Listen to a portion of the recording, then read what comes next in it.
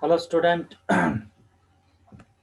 Welcome to the topic of statistical mechanics.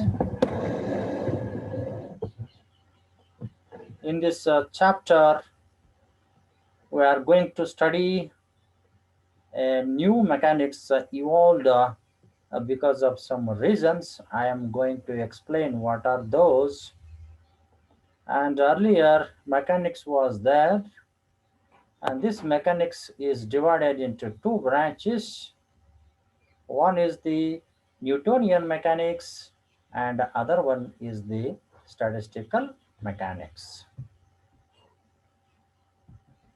So this Newtonian mechanics, which was present before the invention of the statistical mechanics, or before the evolve of the statistical mechanics, Newtonian mechanics was present.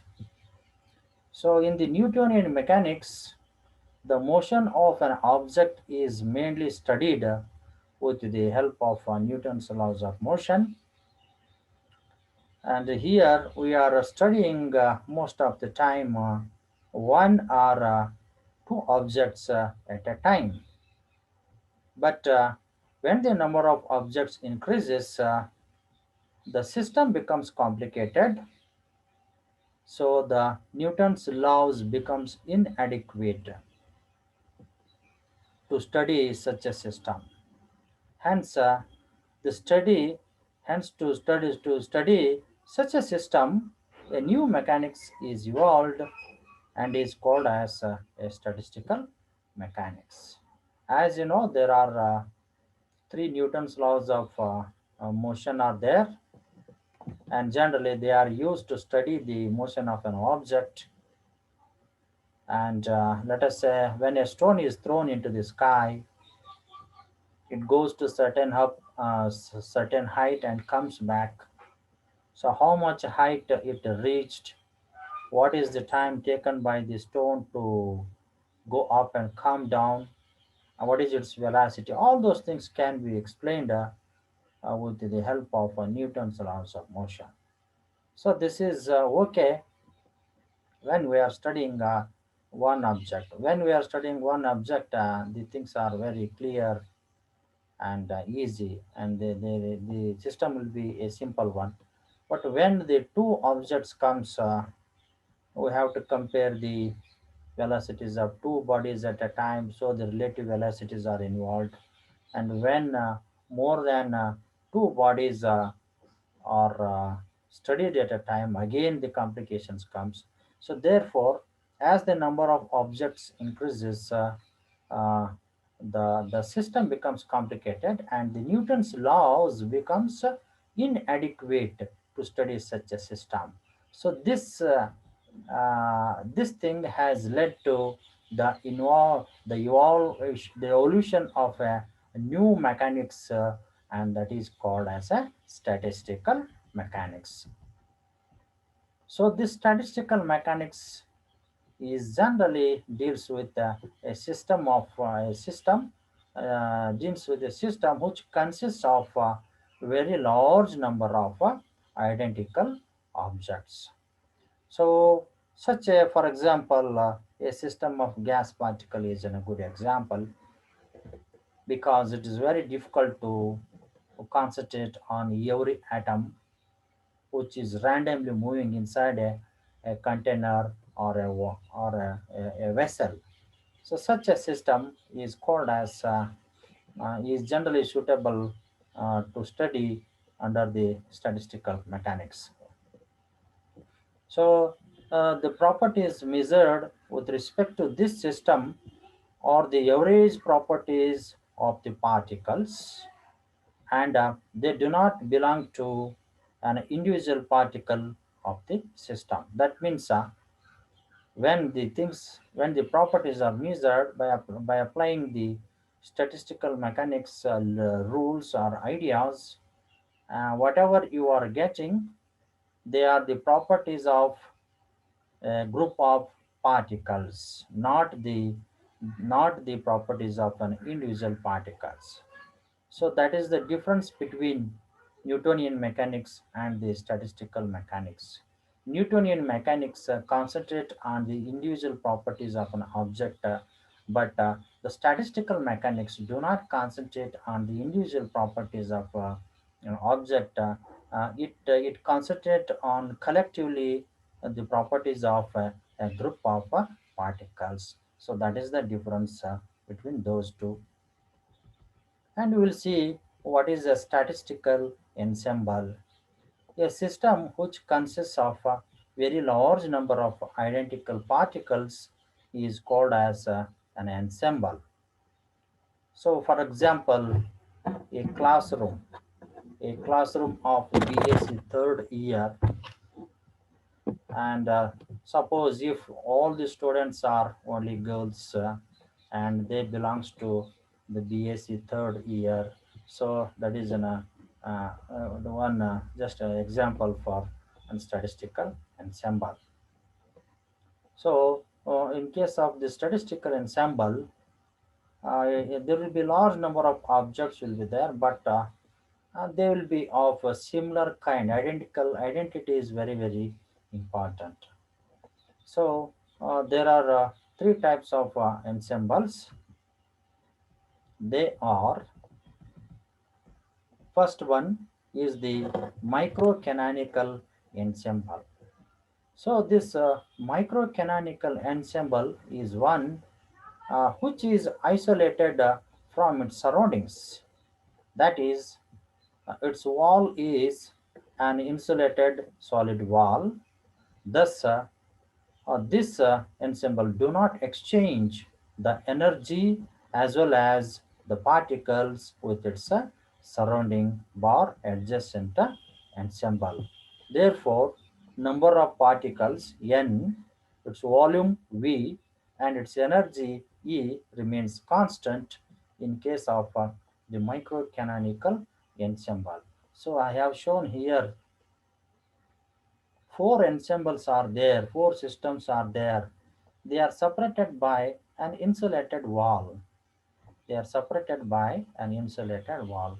This insulated wall do not allows the particles to go from one cell to another cell. So because of this reason, uh, the total number of particles remain same. And since the wall is insulated, energy is also not transferred. So therefore, energy is also not going to change, and n is also not going to change. And the size of the cell is also fixed. Therefore, V is also uh, means V means volume is also fixed. Such an ensemble is called as a microcanonical ensemble. Next, we will see what is the second type of ensemble, that is the canonical ensemble. A canonical ensemble is one which is in contact with its surrounding thermally, as its wall is a conducting type. Thus, it exchanges energy with its surrounding. Therefore, its energy depends upon the energy of its surrounding. If if do not exchange the it do not exchange the particles with its surrounding system, its volume remains constant. The other two parameters which remains constant are the number of particles n and the temperature T. So it is such an ensemble. You can see here in this example, we have shown four ensembles are there. They have kept together in this way. The wall between these ensembles is in a conducting type, conducting wall. It is a conducting solid wall. So therefore, again the particles from this cell cannot go into the other cell, and thus n remains fixed. But energy, since this wall is a conducting wall, it can radiate the energy from one cell to another cell. So therefore, energy of this cell is exchanged with energy of the nearby cell, and hence it is not constant. Because of the exchange of energy, the temperature of all the ensembles which are in contact with each other becomes a constant. And as usual, the volume of the cell also remains a constant. So such an ensemble is called as an canonical ensemble. Next one is the grand canonical ensemble. So in case of grand canonical ensemble, the one this type of ensemble exchanges its particle with its surrounding because of its perforated wall. Therefore, the total number of particles do not remain same. However, the chemical potential mu, volume V, and temperature T of the ensemble remains constant. So it is such an ensemble. Here, the wall is a perforated wall. Perforated wall means it's a wall with some holes, small, very finite, minute holes present on the wall. So therefore, what happens since this wall is having holes or pores, the particles can go from one ensemble to another ensemble. So therefore, the total number of particles do not remain same with respect to one ensemble.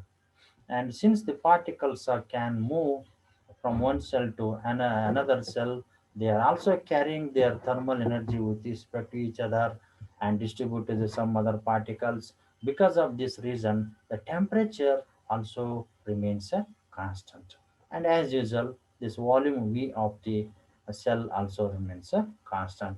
So these are the three parameters which remains constant in case of a grand canonical ensemble. Now we will see what is the phase space. So first you look at this diagram. This is a Cartesian coordinate space. Here one point is there, P. We have taken a point P here, and the coordinates of this point P are x, y, z. And this is the Cartesian coordinates. X is there, y is there, and z is there, and this is the coordinates of the points if the point is in this space. So it is called as a coordinate space, Cartesian coordinate space. Suppose if the particle is here, this is specified by three coordinates px, py, pz.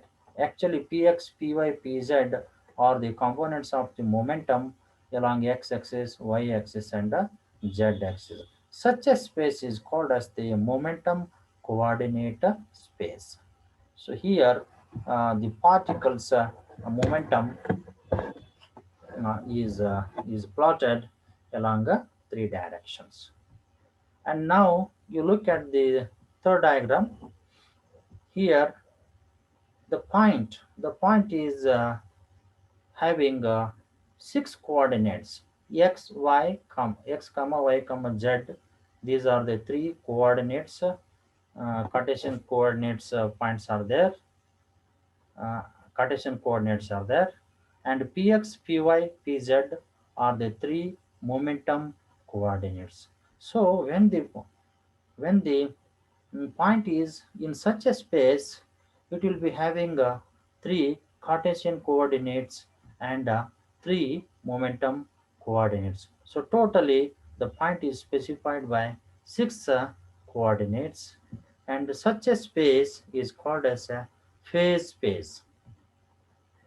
Such a space is called as a phase space, and when the particle is present in the phase space, we say that it is more configured, or it is more specified, or its parameters are more specified. So the such a six-dimensional space is called as a phase space.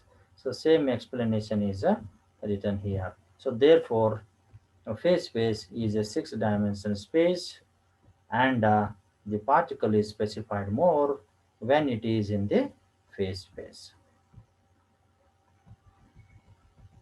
So next, Imagine that the phase space is divided into tiny cells of equal size. Let the sides of such a cell be dx, dy, dz, dpx, dpy, dpz. The volume of such a tiny cell in phase space is given by d tau. D tau is equal to dx, dy, dz, dpx, dpy, dpz.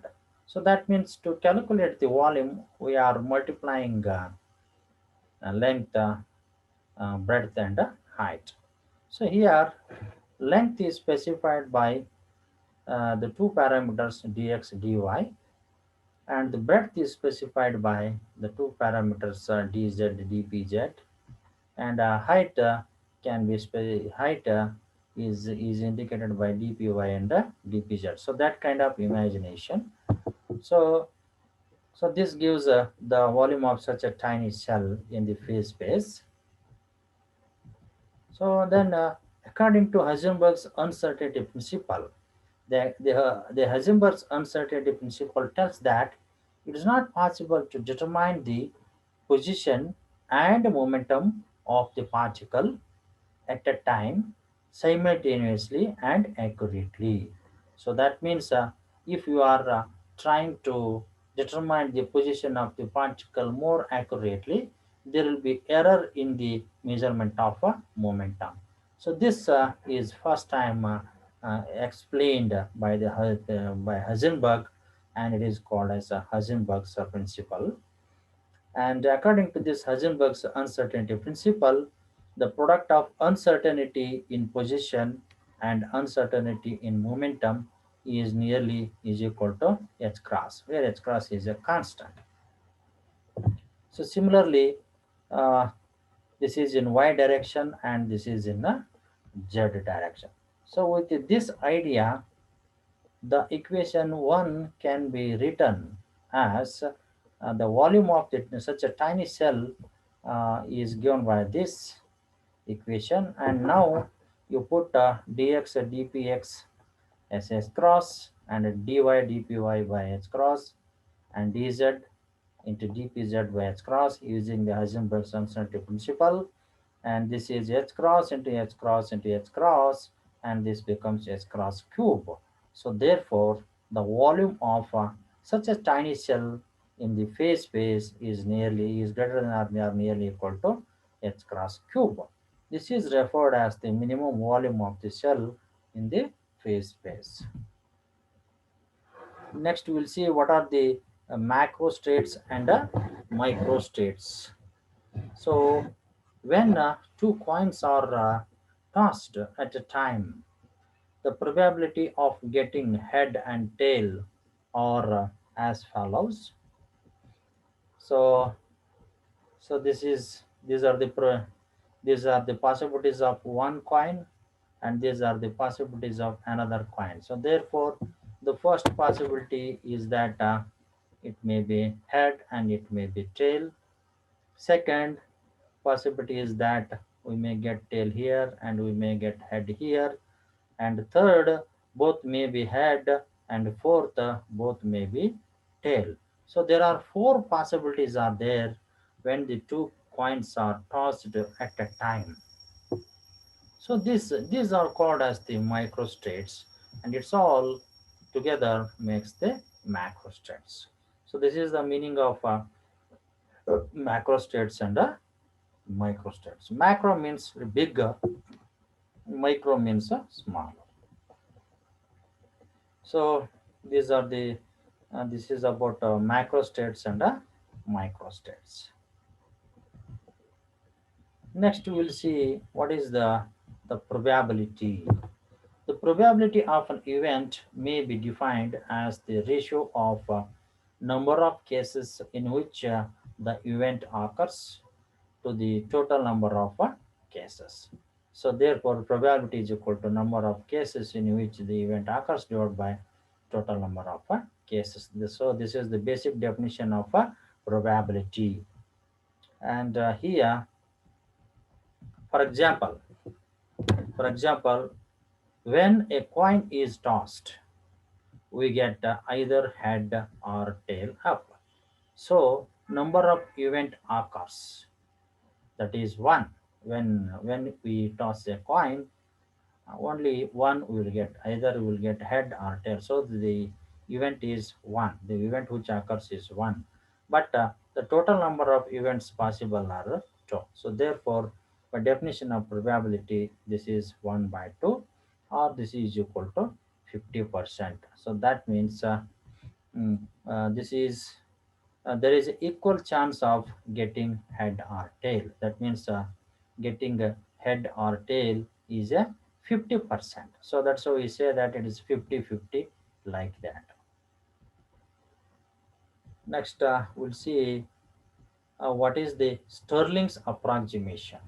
So the calculation of n factorial becomes very laborsome, or it becomes difficult for large values of n. When this n goes large, n, the calculation of n factorial becomes tedious.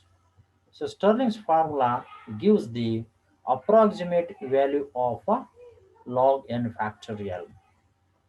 When when n is very large, according to this formula, we have we have log n factorial is equal to n log n minus n. So whenever we come across log of n factorial, so that can be solved as n log n minus n. That is the result we are going to use in the next derivations. So next is the Boltzmann entropy relation. So this relation is also useful in this chapter. So this relation is given by S is equal to k log omega, where S is the entropy and k is the Boltzmann constant and omega is the probability. So next we'll come to the density of states. Consider a system of a very large number of particles. Let E be the total energy of the system, which is divided into equal small energies of magnitude d, and let omega E be the number of states having energy in the range d. Then density of states g of E is equal to, it is omega of E divided by dE. So here the total number of states are divided by the energy range gives the density of states. Next, we'll come to different kinds of distributions. A group of large number of particles which are identical is called as a distribution. Depending upon the nature of particles, that is about distinguishability, means whether the particles are distinguishable or indistinguishable, and whether they have the spin or not spin. So depending on these two parameters and some other parameters, we are classifying a distribution into three types. One is called as the Maxwell-Boltzmann distribution. Second one is the Bose-Einstein distribution, and third one is the Fermi-Dirac distribution. So these are the three distributions which are compared in a table given below. So now you come to this table, and I have compared here the three distributions. Here it is a Maxwell-Boltzmann distribution is there. Here it is Bose-Einstein distribution, and here I have put the Fermi-Dirac distribution. The first distinction is that the identity of the particles.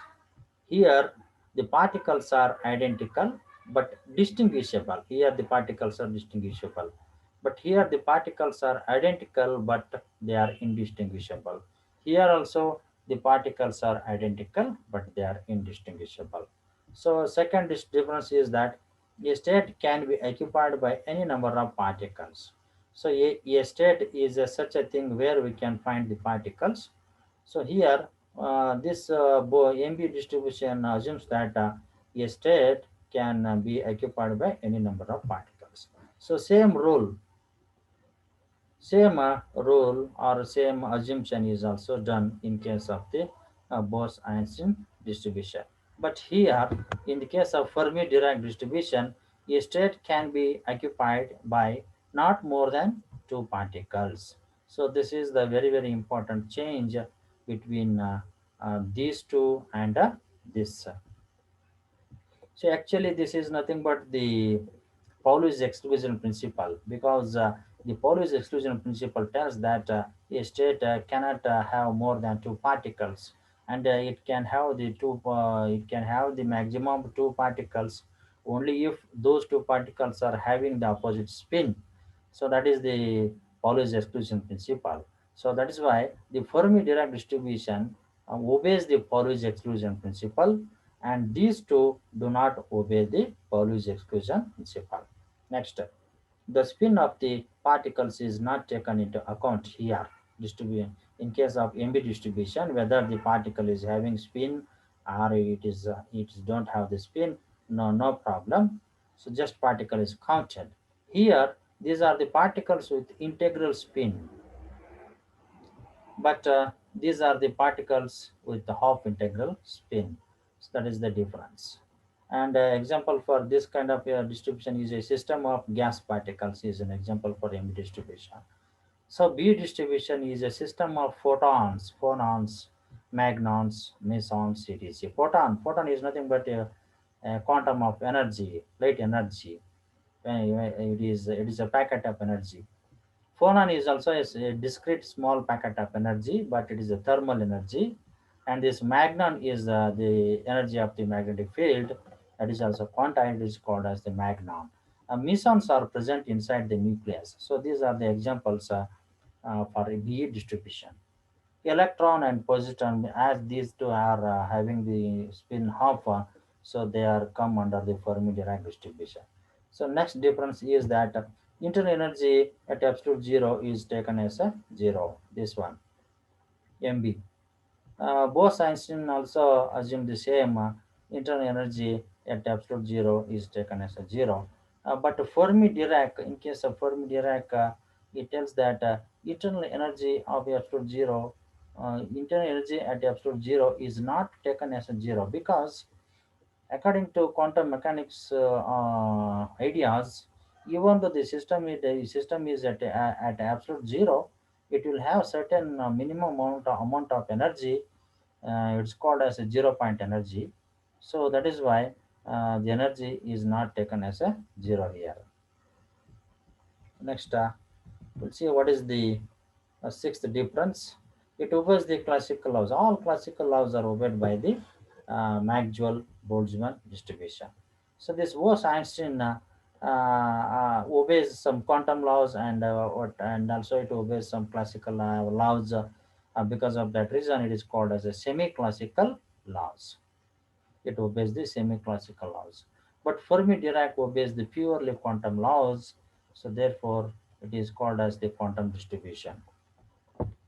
The distribution formula for the Maxwell Boltzmann distribution is given by Ni is equal to Gi divided by e raised to alpha plus beta Ei.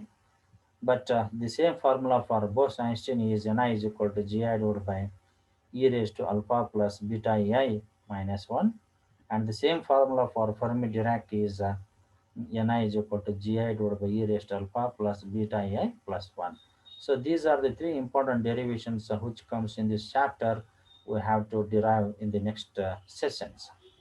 And these are called as the classical particles, and that means the MB particles are called as the classical particles, whereas the BE particles are called as the bosons, and the FD particles are called as the fermions.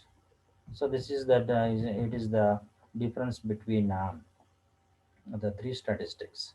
Thanks for listening.